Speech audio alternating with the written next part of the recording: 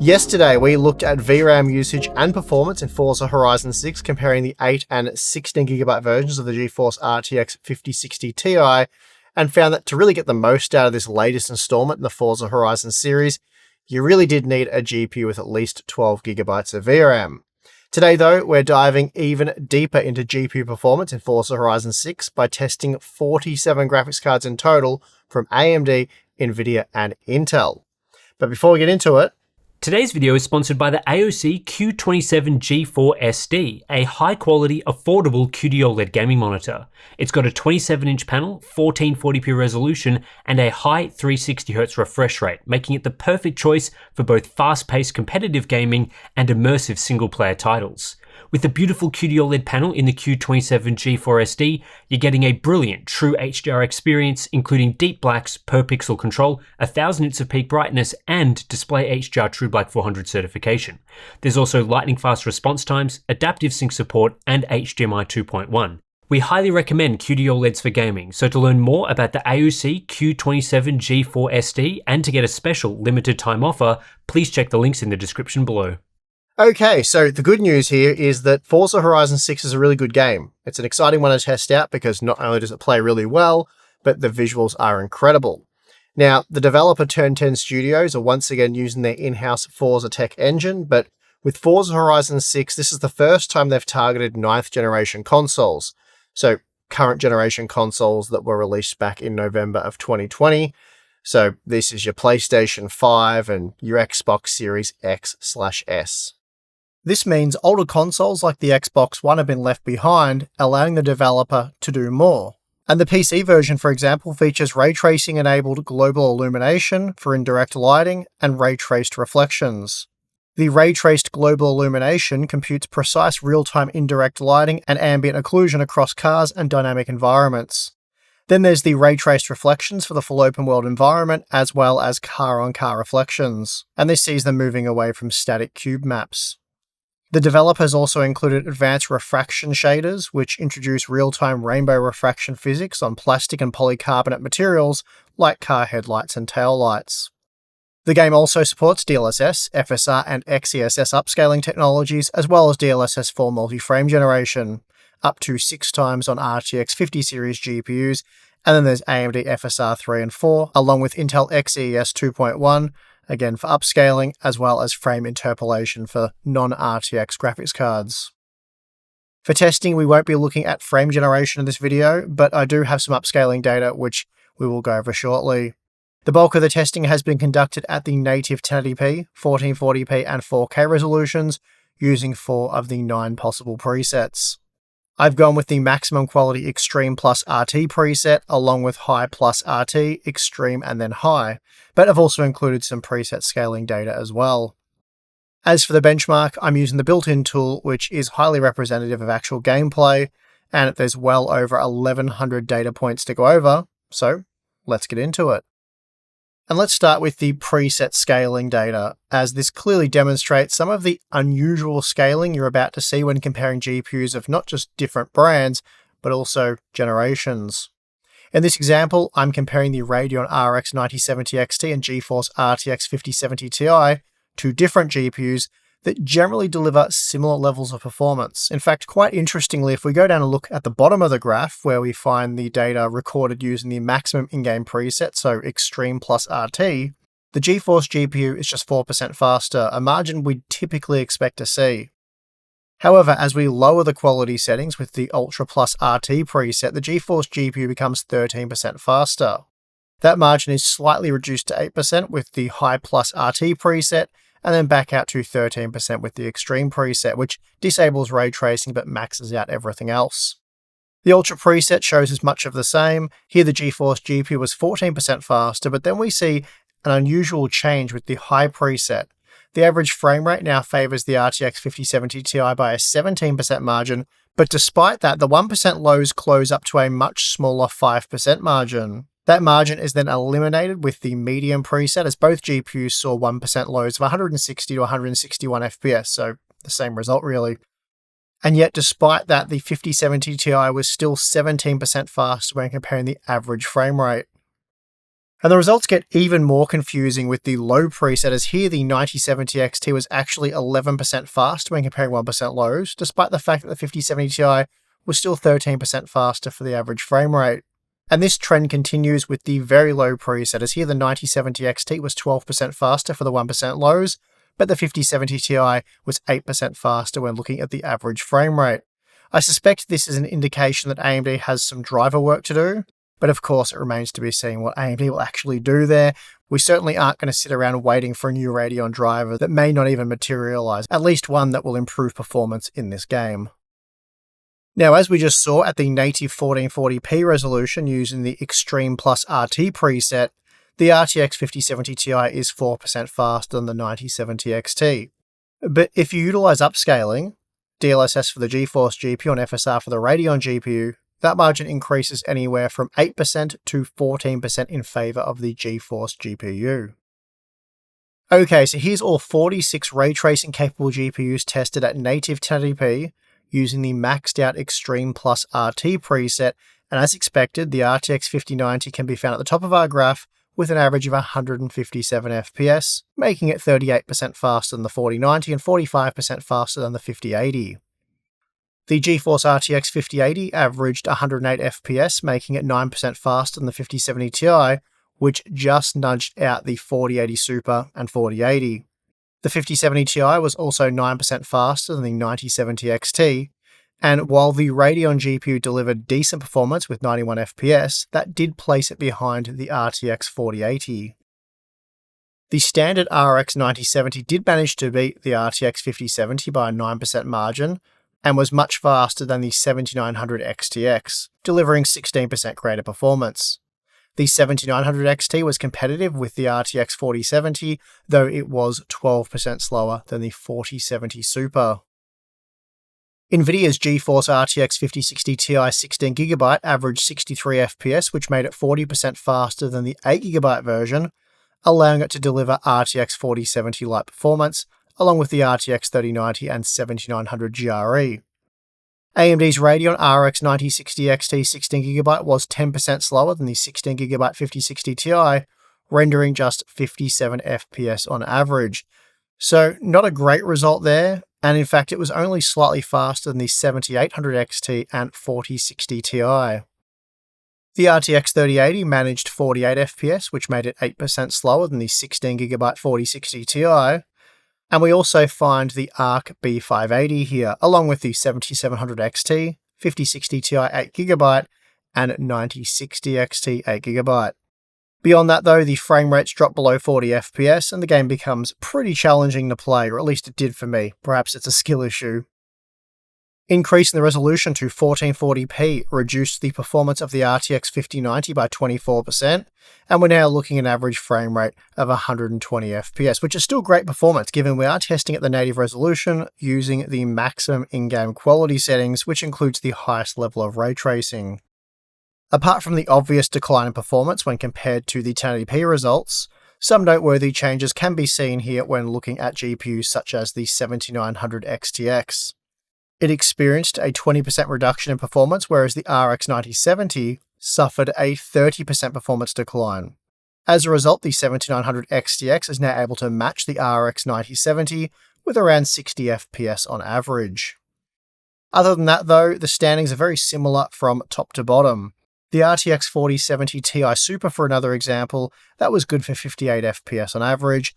The RTX 5070, 56 FPS, 54 FPS for the 4070 Super, and then 52 FPS for the 7900 XT. Below that, we are dropping down into the mid-40s, where you'll find GPUs such as the 7900 GRE, the RTX 3090, the RTX 4070, and the 16GB RTX 5060 Ti. After that, we are dropping down into the mid-30s with GPUs such as the RTX 4060 Ti 16GB, RTX 3080, 6950 XT, and Intel's Arc B580. And after that, you're looking at sort of a 30 FPS experience or worse. So it's probably time to dial down the quality settings at this point, and we'll do that in just a moment. Before that though, let's take a quick look at the 4K data. Moving to 4K, the GeForce RTX 5090 was good for 78 FPS on average, which is excellent native 4K performance, And I'm sure with a little bit of upscaling help, it could push over 100 FPS.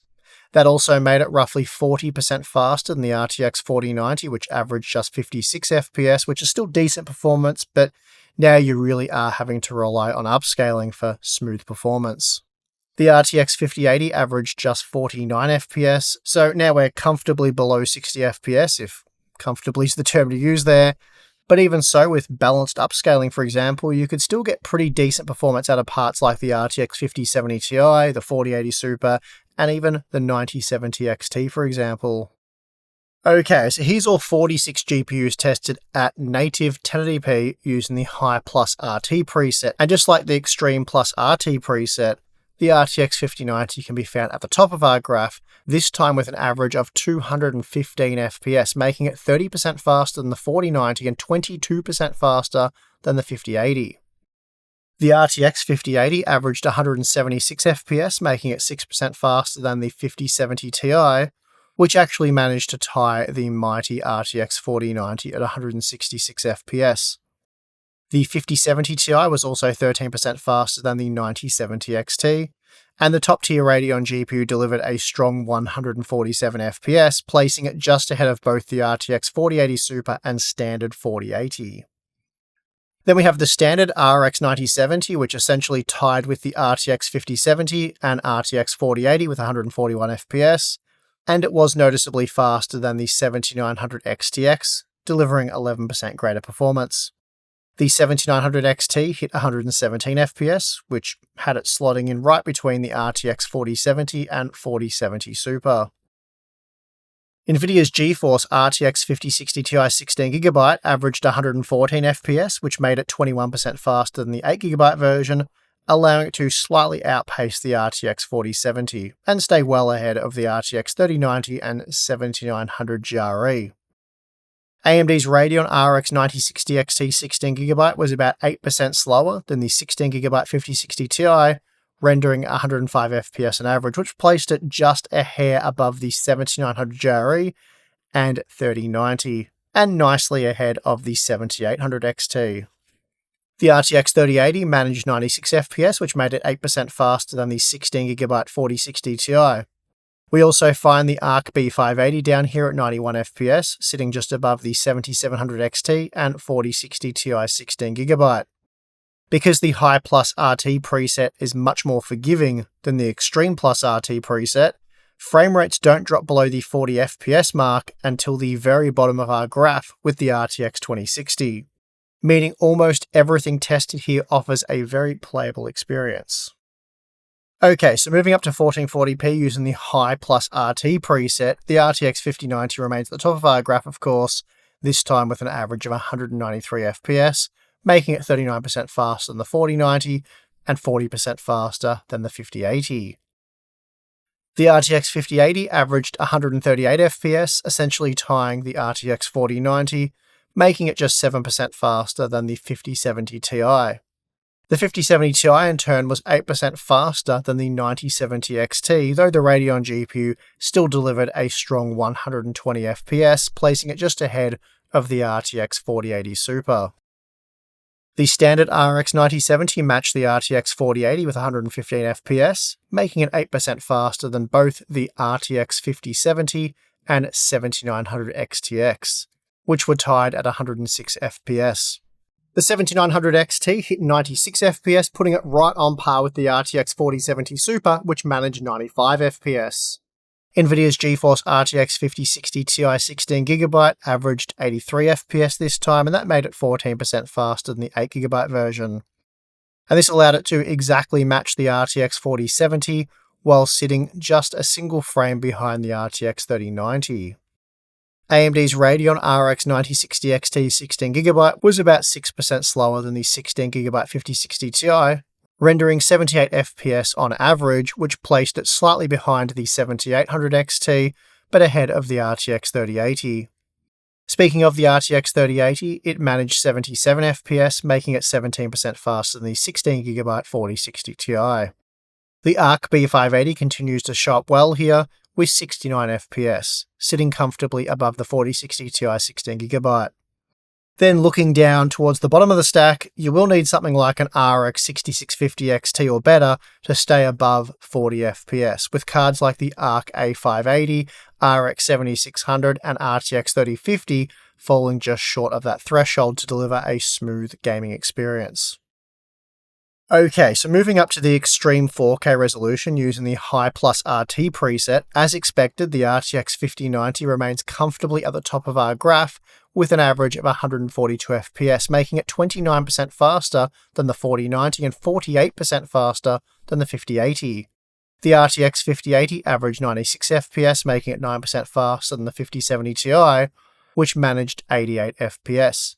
The 5070 Ti was in turn 5% faster than the 9070 XT. The flagship Radeon GPU delivered 84 FPS on average, which placed it just a hair behind the RTX 4080 and RTX 4080 Super. The standard RX 9070 that managed 79 FPS on average, placing it just slightly behind the 7900 XTX, which managed 81 FPS, but as a result it was 10% faster than the RTX 5070. The 7900 XT managed 70 FPS, putting it a few frames ahead of the RTX 4070 Super, which delivered 67 FPS.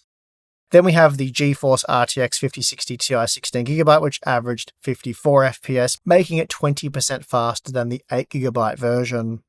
This wasn't quite enough to catch the RTX 4070 or RTX 3090, but it did stay ahead of the 6950 XT. Then we have AMD's Radeon RX 9060 XT 16GB, which was about 6% slower than the 16GB 5060 Ti, rendering 51 FPS on average. This placed it right between the 6950 XT and 7700 XT. The RTX 3080 managed 55 FPS, making it 22% faster than the 16GB 4060 Ti. The ARC B580 continues to hang in there with 47 FPS, sitting just above the 9060 XT 8GB and 4060 Ti models.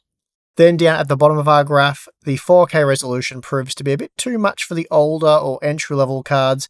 You'll need something like an ARC B570 or RTX 5060 or even the RX 6800 to stay above 40 FPS. While GPUs such as the RTX 3070 and below struggle to deliver a consistently playable experience. Okay, so moving to the standard Extreme preset at 1080p, so the one without ray tracing, we see frame rates climb significantly higher across the board. The RTX 5090 continues its dominant run at the top of our graph with a massive average of 204 FPS, making it 26% faster than the 4090 and 19% faster than the 5080. We see that the RTX 5080 was able to average 172 FPS, which made it about 6% faster than the 5070 Ti. Now interestingly, the 5070 Ti with 163 FPS just barely edged out the RTX 4090, which you wouldn't normally expect to see, so this could be a driver-related issue for the 40 series GPU, or just something that's unique to Forza Horizon 6. Another interesting point to note was the fact that the 5070 Ti was also roughly 20% faster than the RTX 9070 XT, which delivered a solid 136 FPS, placing it right between the RTX 4080 and the standard RX 9070. Again, this could also be something to do with maybe a driver issue from AMD. There could be some work they'll do here that'll improve the 9070 XT, but we'll have to wait and see on that one. I'm certainly not promising anything. We also see that the standard RX 9070 managed 132 FPS, allowing it to beat out the RTX 4070 Ti Super and deliver a 12% lead over the 7900 XTX. Then we have the 7900 XT that was competitive with the RTX 5060 Ti 16GB, both hovering around 108 to 109 FPS. NVIDIA's GeForce RTX 5060 Ti 16GB delivered an average of 108 FPS, which was a significant 30% faster than the 8GB version. This performance level put it ahead of heavy hitters like the RTX 3090 and RTX 4070. On the AMD side, the Radeon RX 9060 XT 16GB was about 12% slower than the 16GB 5060 Ti, rendering 95 FPS on average, just enough to stay ahead of the RTX 3080. Looking further down the graph at some popular mid-range options, the RTX 3060 Ti managed a respectable 70 FPS, while the RX 7600 XT followed at 64 FPS.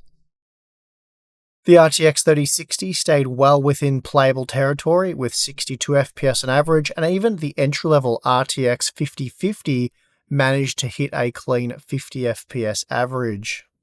The ARC B580 also performed well with 83 FPS on average, matching the 8GB 5060 Ti. At 1080p Extreme, the game remains very playable for almost the entire stack. It's only when we get down to the very bottom with parts like the RTX 3050 and RTX 2060 that we see the averages dip to 39 FPS, just missing that 40 FPS threshold that we believe is required for a smooth experience.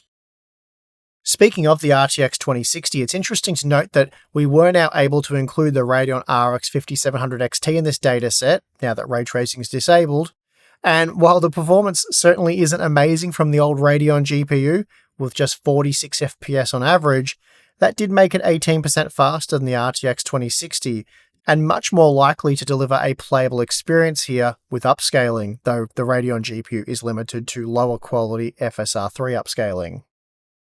Now stepping up to the 1440p resolution, the RTX 5090 maintains its massive lead at the top of our graph with an average of 187 FPS.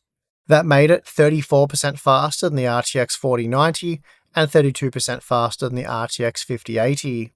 The RTX 5080 averaged 142 FPS, allowing it to narrowly beat the RTX 4090 by just a couple of frames.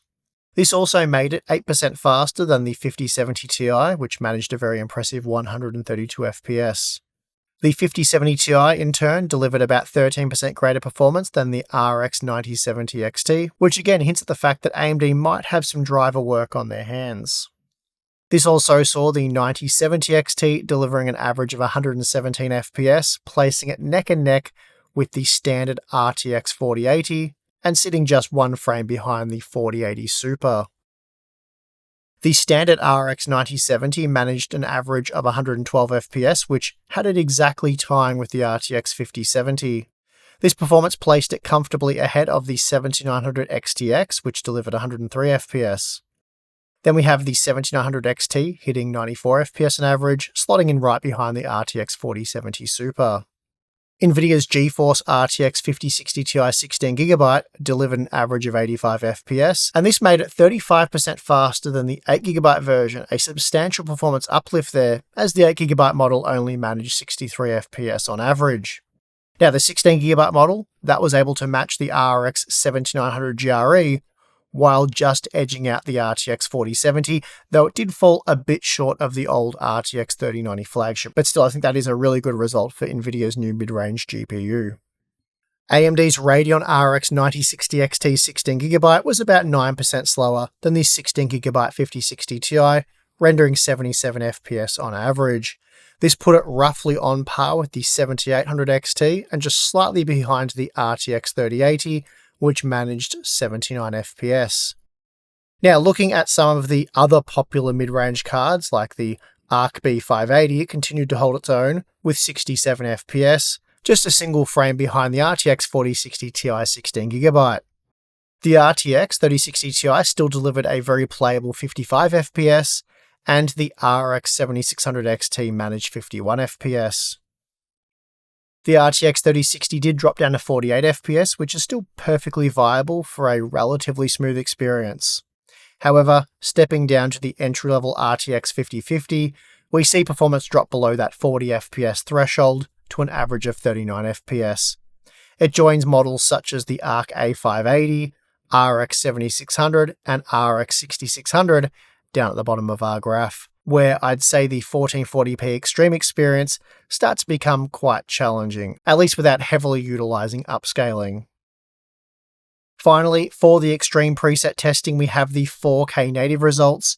Here the RTX 5090 shows no signs of slowing down, easily taking out top spot with a very comfortable 151 FPS average.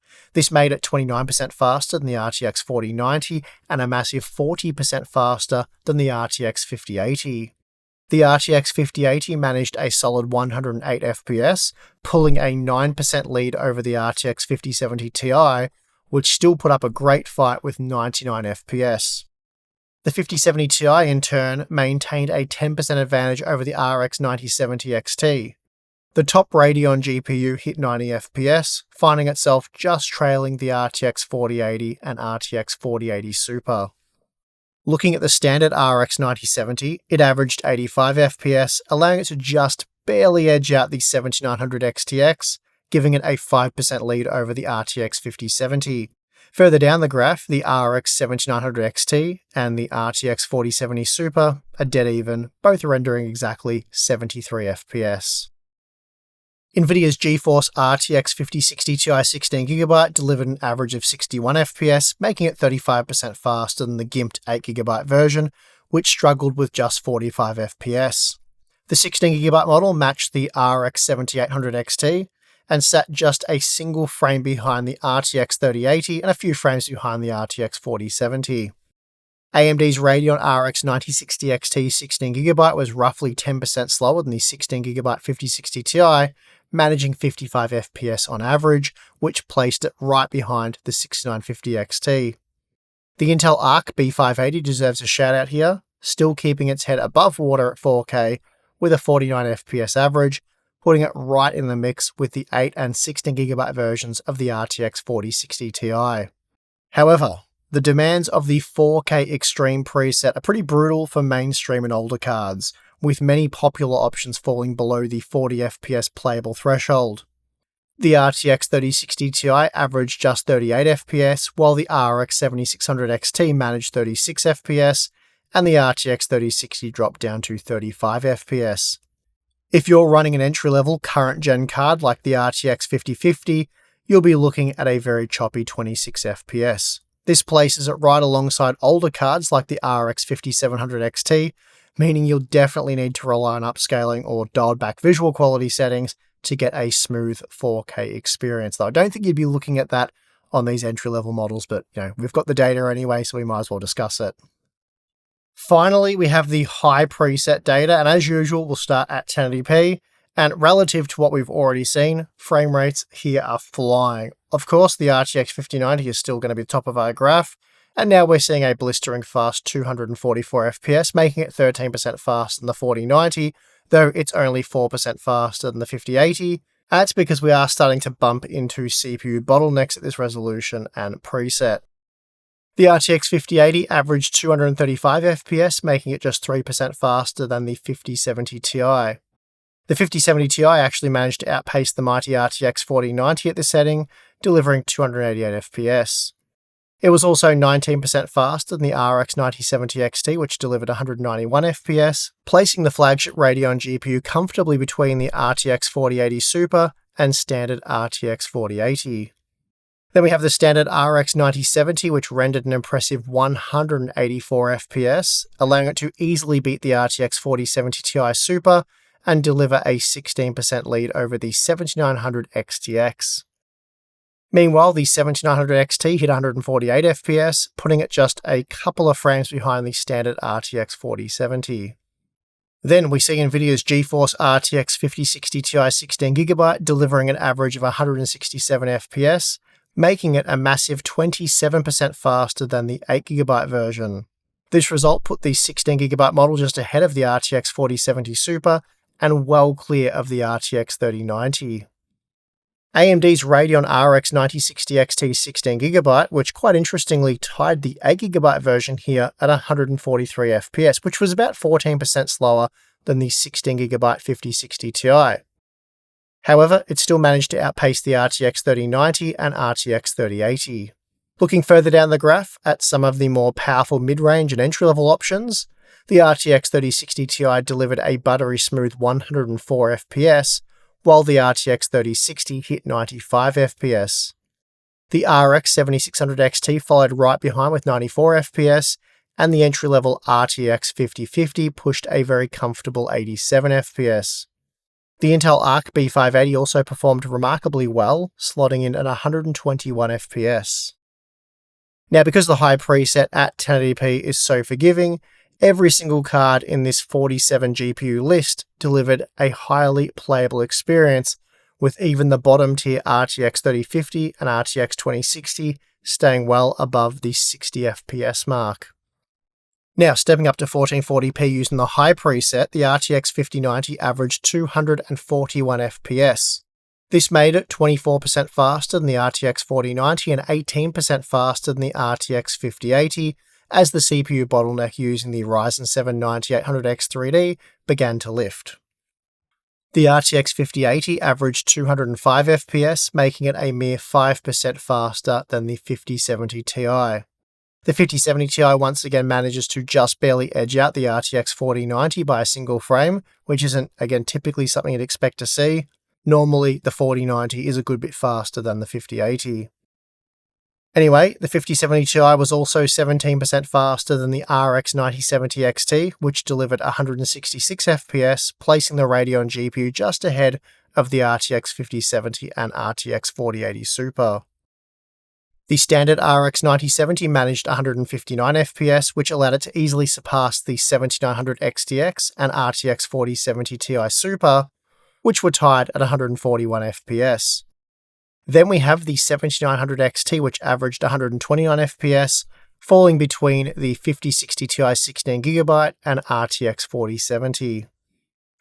NVIDIA's GeForce RTX 5060 Ti 16GB delivered an average of 135 FPS, making it an impressive 25% faster than the 8GB version. This is a bit unexpected, as the game doesn't appear to require more than 8GB of VRAM using these settings, so I can't really explain why the 16GB model is still so much faster. This appears to be a result of how the game allocates memory. Having more memory available seems to speed up streaming in of assets, for example. What makes this even more unusual, though, is the fact that AMD's Radeon RX 9060 XT 16GB tied with the 8GB counterpart at 115 FPS, making it about 15% slower than the 5060 Ti.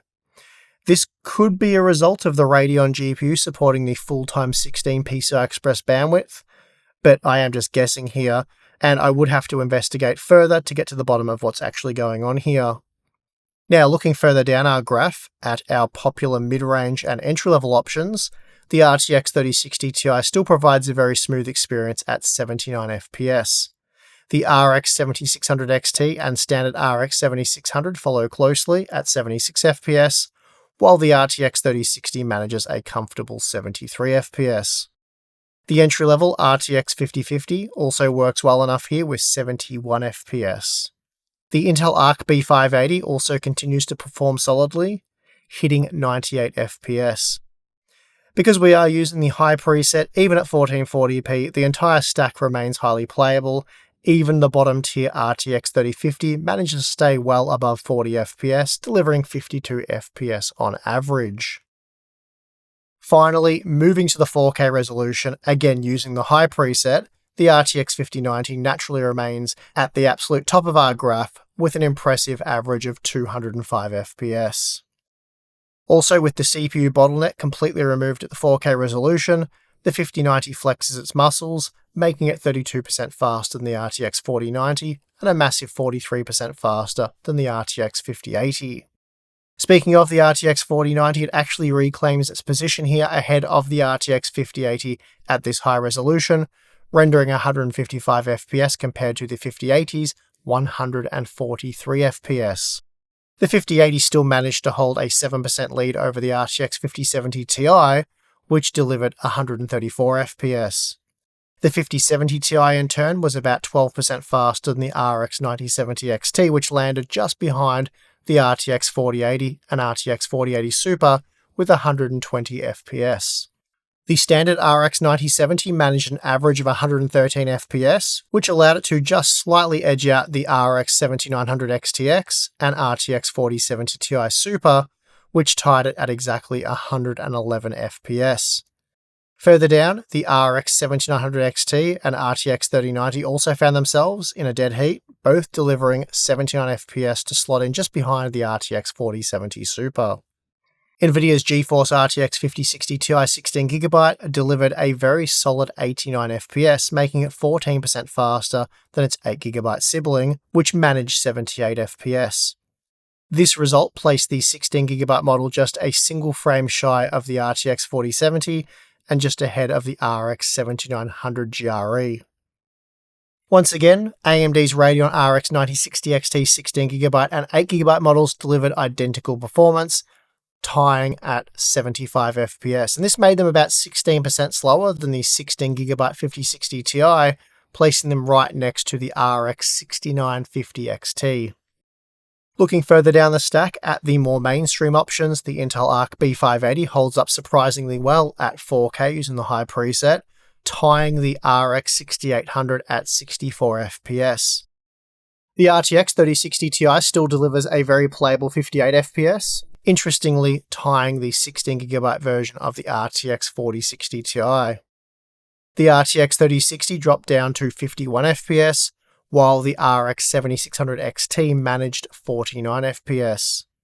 The entry-level RTX 5050 hangs in there with 48 FPS, matching the performance of the Arc A750 and the standard RX 7600.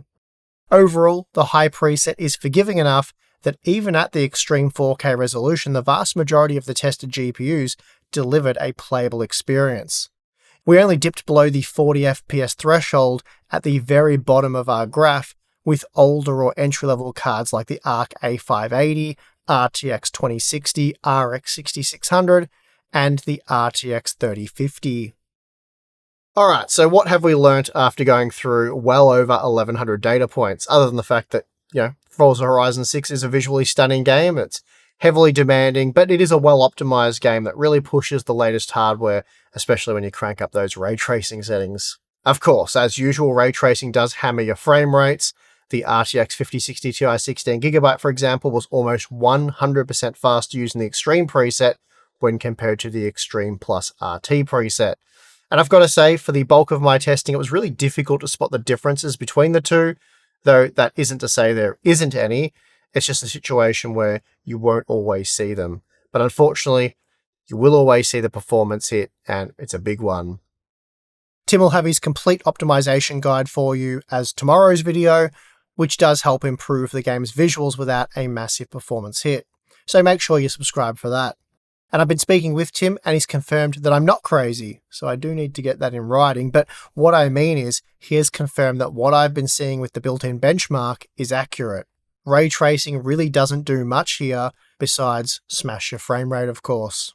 And this is because the benchmark takes place during overcast conditions in the rain, so there's not much to see other than some reflections in city buildings. And Tim did note that the reflections make a big difference in the city with all the glass buildings, but less so elsewhere. Car reflections and other things within the environment don't use much ray tracing. The GI quality setting makes a pretty large difference, but it depends on the time of day. There's a big impact in scenes with lots of bouncing lights, such as a sunset, but not as much during the middle of the day. He also noted that RT low is pretty useless, as you just use screen space reflections because it looks similar with less of a performance hit. So that makes the High+RT preset useless in Tim's opinion, as it uses low GI quality and low ray traced reflections. So that means you are best off using the Extreme preset, as it enables a similar level of performance to that of the High+RT preset, but provides much better world detail and textures. But again, for much more information on how the various settings in the game affects the visuals and performance, it will be best to check out Tim's video tomorrow.